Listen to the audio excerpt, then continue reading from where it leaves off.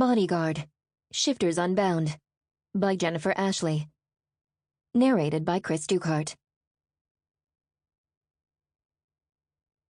Chapter 1.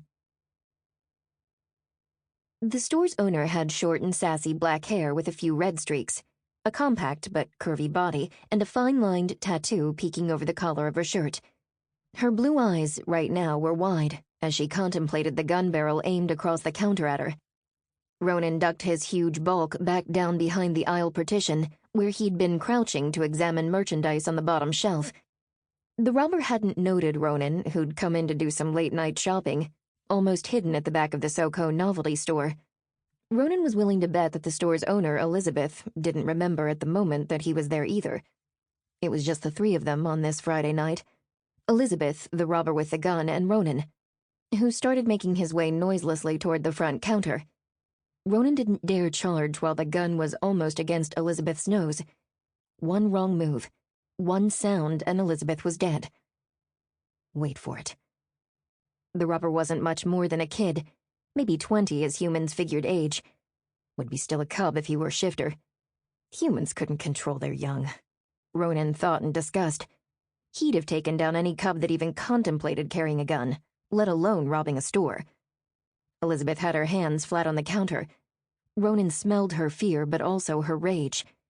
This was one of the few stores that allowed shifters inside it, so Ronan knew a little bit about her from the shifters who regularly shopped here. The human woman, Elizabeth Chapman, owned this store and worked it with her younger sister, Mabel. The store and the money in it were all they had. Just stall him, sweetie. Don't do anything stupid. The man put his shoulder bag on the counter. Put the money in there. All of it. I only have about $200. Elizabeth's voice was shaky, but Ronan heard the desperate edge to it. She was going to try to bluff him. I didn't ask you how much you had, bitch. I said put it in the bag. Then we'll check your safe. Give him the cash. Ronan willed silently. Lead him back here. I already made the night's deposits, Elizabeth said. Don't lie to me, chica. I know when you make your deposits. I've been watching you.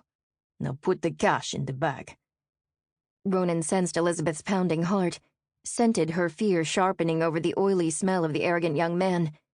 The kid wasn't wearing a mask or keeping out of sight of the store's cameras.